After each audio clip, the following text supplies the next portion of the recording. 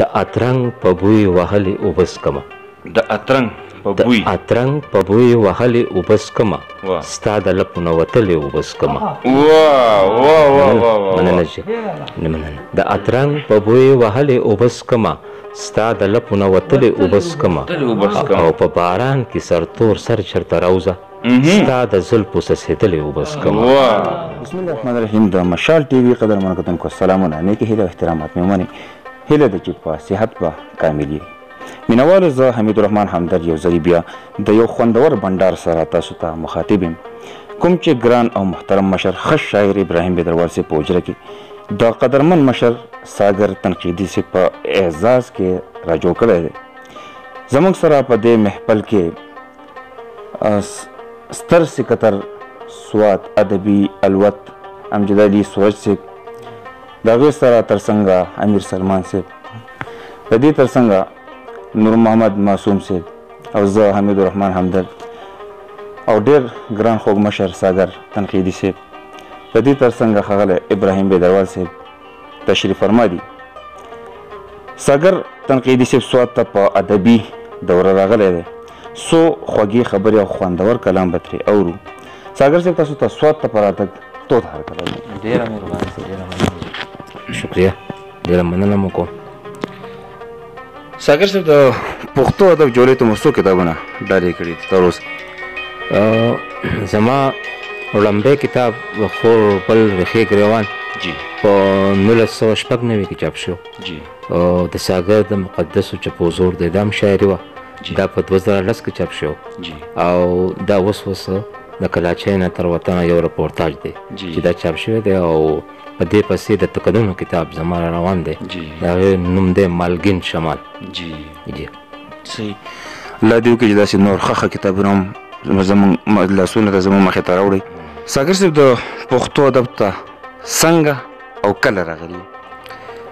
پښتو ادب ته زه په 1996 کې زما خور بل رخې ګریوان کتاب چې کله چاپ شو نو د هغې نه وروستو د کراچۍ ادب ته زه راغلم او چې څنګه راغلی یم د کراچۍ ادب ته نو تر اوسه پورې هغه خپلې هرې ځلې کوو. ټیک دی جي. د سوات ادب ته او د کراچۍ ادب ته په کوم نظر باندې ګورئ؟ څه فرق شته ده؟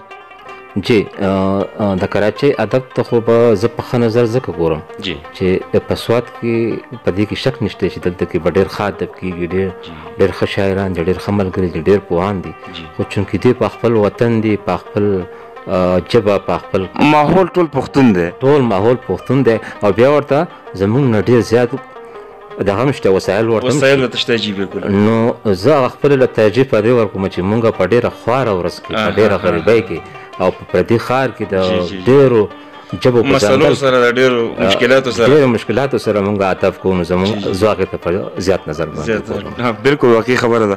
مونږ ته خو بیا هم دلته کې ټول ماحول پښتون دی، وطن پښتون دی او هلته کې چې یو سړی د وطن نه مطلب وځي بهر ته او کراچۍ ته لاړ شي او اغراض و مقاصد مطلب د مزدورۍ دپاره لاړ شي او بیا پکې ادبي هلې ځلې هم کوي، نو دا واقعي خبره چې ډېر لویه د فخر خبره ده. ساګر صاحب، څه مو خیال ده چې سوات ته مستقل راتلو څه دغه شته دی که څه پوزیشن دی که یی به هلته کې داسې؟ یاره چې داسې کار دی مونږ ته خو هم ستاسو ضرورت دی که نه؟ داسې چل دی چې مونږ لکه په کراچۍ کې د دې باوجود چې هلته مونږ ته د روزګار مواقع او د ښه ژوند مواقع ډېرې وي، خو د دې هر څه باوجود خپل وطن خو خپل وطن وي. زه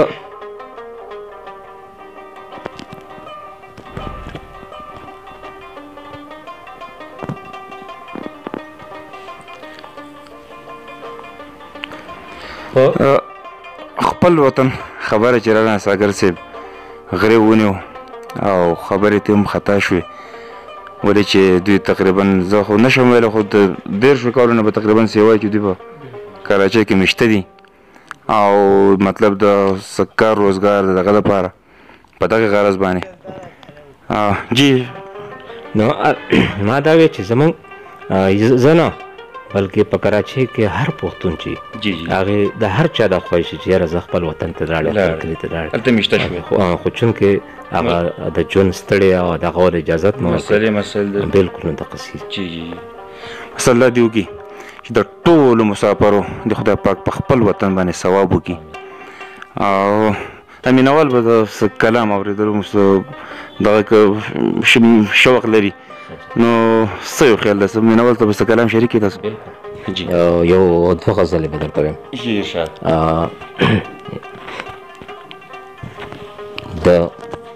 د اترنګ په بوی وهلې اوبه څکمه، د اترنګ په بوی وهلې اوبه څکمه، ستا د لپو نه وتلې اوبه څکمه. مننه چې مننه. د اترنګ په بوی وهلې اوبه څکمه، ستا د لپو نه وتلې اوبه څکمه، او په باران کې سرتور سر چرته راوځه، ستا د زلفو څڅېدلې اوبه څکمه. مننه. په باران کې سرتور سر چرته راوځه، ستا د زلفو څڅېدلې اوبه څکمه، او ساقي ته دې شنې او سرې اوبه سنبال کا، ساقي ته دې شنې او سرې اوبه سنبال کا، زه د واورو رغړېدلې اوبه څکمه. او ما به خاورې د نړۍ خلک غلام کی، ما به خاورې د نړۍ خلک غلام کی، زه د کاڼو شرنګېدلې اوبه څکمه. مننه. او چې د بنګو د ځنګل په منځ تېرېږي، چې د بنګو د ځنګل په منځ تېرېږي، خپل وطن کې بنګېدلې اوبه څکمه. مننه چې د بنګو د ځنګل په منځ تېرېږي، خپل وطن کې بنګېدلې اوبه څکمه. او کراچۍ ده د باران خړې اوبه دي، کراچۍ ده د باران خړې اوبه دي، غریبي ده اړپېدلې اوبه څکمه.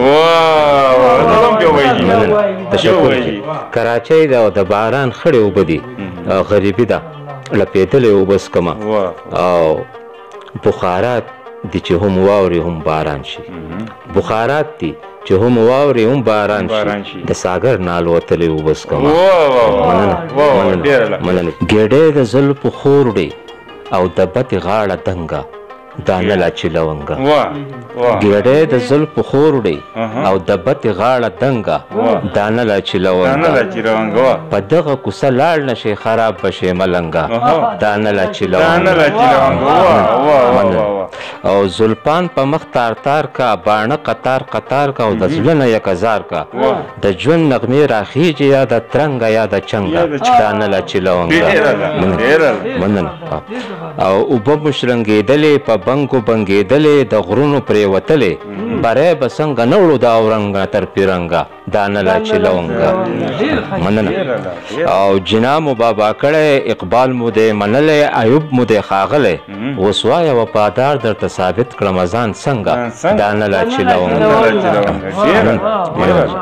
او سپوږمۍ ته ختل غواړو، انسان جوړېدل غواړو، شعور خپرول غواړو، پاداره نور قلار شه مونږ ستړي شو د جنګه، دانه لا چې لونګه. او مونږ لرم افغانان یو، مونږ برم افغانان یو، د امن ځای کې هم یو، د شرم افغانان یو، زمونږ خوشناخت کېږي د رنګه غنم رنګه، دانه لا چې لونګه. مننه.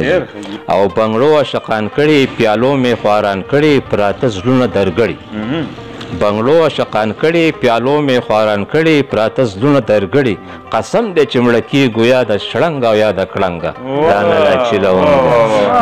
مننه. او کزانه نه خبر یو، کزانه مرور یو، په خوی رنګ د ساګر یو، د ځمکې خلک ټول مو خبردار دي د غورځنګه، دانه لا چې لونګه.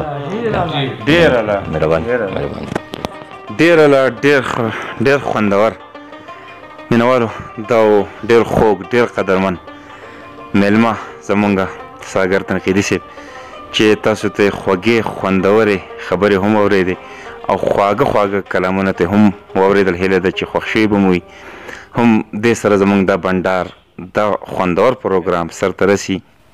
تر بلې خپرونې پورې خپل ورور حمید الرحمن همدرد ته اجازه ورکوي. ښاد، آباد او بریالي اوسئ.